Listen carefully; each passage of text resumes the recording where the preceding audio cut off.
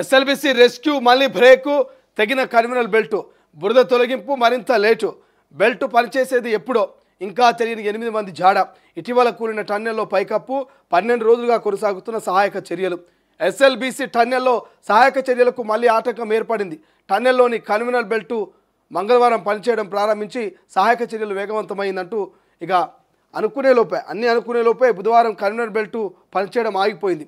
దీంతో స్పీడ్ అందుకున్న రెస్క్యూ చర్యలు నిలిచిపోయాయి. కన్వీనర్ బెల్ట్ పనిచేయడం ఆగిపోవడంతో టన్నెల్లో బురద, టన్నెల్ బోరింగ్ యంత్రాంశ శిథిలాలన్నీ తొలగించడం మరింత ఆలస్యమయ్యే అవకాశం ఉందని తెలుస్తోంది. టన్నెల్లోని కన్వీనర్ బెల్ట్ మంగళవారం పనిచేయడంతో ఎస్ఎల్బిసి టన్నెల్ ప్రమాద ఘటన సహాయక చర్యలో పురోగతి లభించింది. సొరంగం పైకప్పు కూలినప్పుడు పాడైపోయిన కన్వీనర్ బెల్ట్ తిరిగి పనిచేయడం ప్రారంభించింది. టన్నెల్ పైకప్పు కూలిన తర్వాత కన్వీనర్ బెల్ట్ మరమ్మతులు కూడా గురైంది. సో ఇది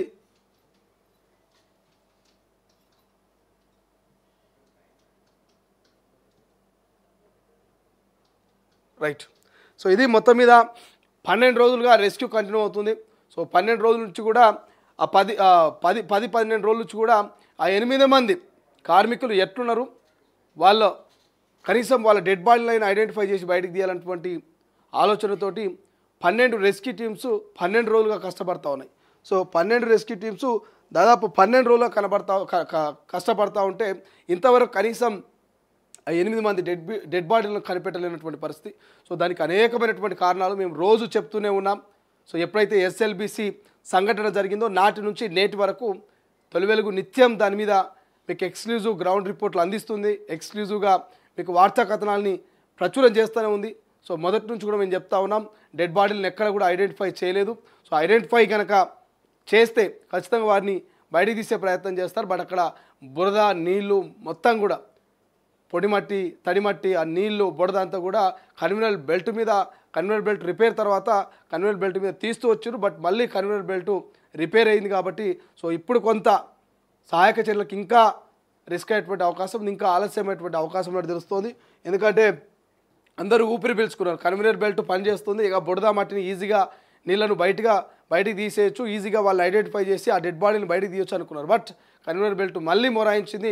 సో మళ్ళీ ఏం జరుగుతుంది, ఇంకెన్ని రోజులు టైం పడుతుంది, దాని రిపేర్ ఎప్పుడు అవుతుంది.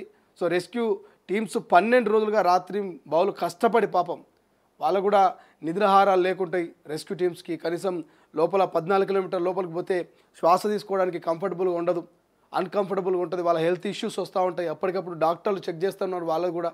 సో ఈ 12 రెస్క్యూ టీంలో ఒక్కొక్క రెస్క్యూ టీంలో 15-20 మంది.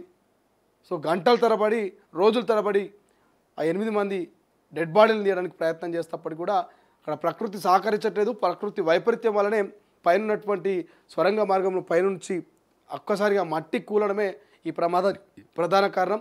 బట్ ఏదేమైనప్పటికీ మాత్రం 12 రోజుల నుంచి రెస్క్యూ చేస్తున్నప్పటికీ కూడా ఇక 8 మంది డెడ్ బాడీని బయటకు తీయాలనేటువంటి పరిస్థితి మనకు క్లియర్గా కనిపిస్తుంది. సో చూద్దాం ఎక్కడి దాకా వస్తుంది, ఏం కథ, మరి ఎంతవరకు సక్సెస్ కాగలుగుతారు.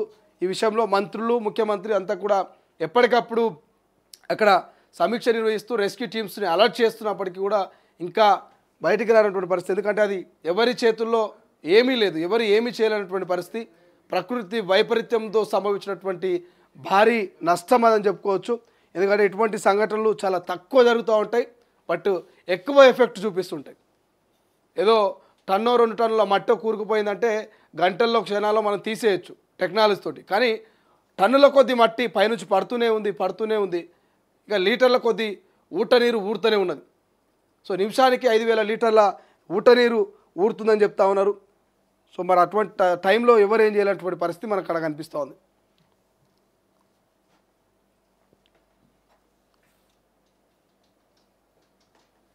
రైట్.